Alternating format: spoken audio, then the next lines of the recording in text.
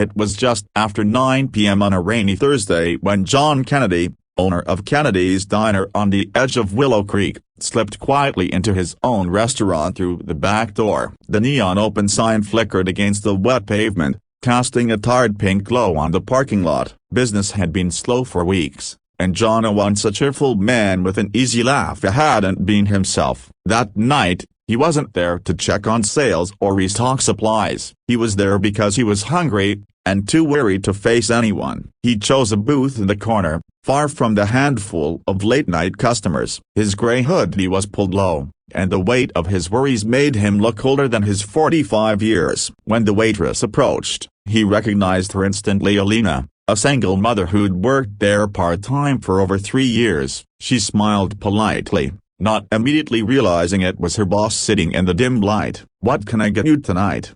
she asked. Job hesitated. Normally, he avoided eating at the diner when staff were around. He didn't like to blur the lines, but tonight, he just wanted a bit of comfort. "Steak," he said softly. "Medium rare, mashed potatoes on the side." Lena nodded and hurried to the kitchen. What John didn't know was that earlier that day, she had overheard 2 customers talking about how the diner might not survive the month. Rumors had spread that John was drowning in debt after his wife's medical bills had wiped out their savings. Lena worried that she might soon lose her job and the only steady income keeping her little boy fed. When she returned with the plate of steak and potatoes, she noticed how tired John looked, how his shoulders sagged as if the world had pressed its full weight upon him. She wanted to say something, to thank him for always keeping them on staff even when hours were cut, to tell him that she and the others noticed how he stayed late cleaning when no one else would, but words stuck in her throat. Instead,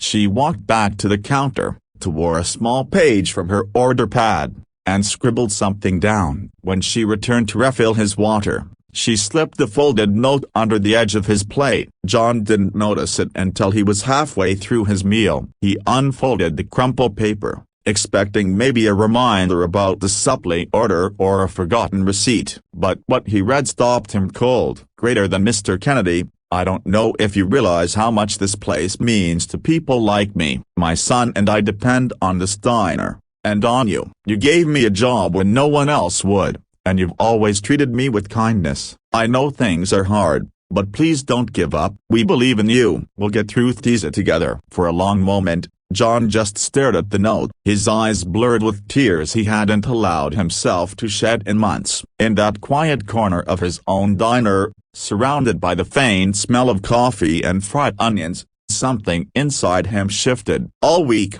he'd been thinking about selling the place, closing the doors for good and walking away. But Lena's words hit deeper than any business advice or bank warning ever could. He realized that Kennedy's Diner wasn't just his dream it was a lifeline for the people who worked there, a small community bound by shared struggle and quiet loyalty.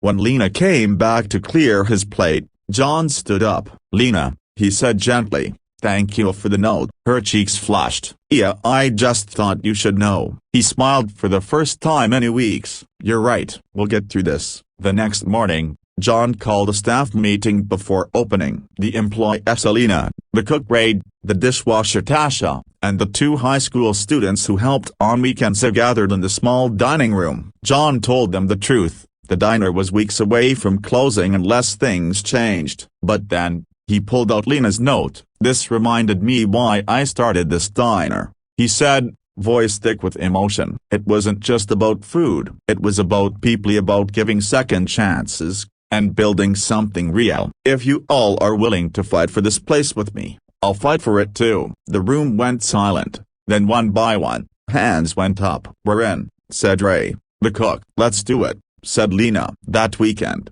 the staff launched a community night of live music, discounted meals, and an open mic for locals. Lena's son handed out flyers, and word spread through Willow Creek. Within days, Kennedy's Diner was buzzing again. Old customers returned, new ones came out of curiosity, and the town rallied around a place that had once been the heartbeat of their small community.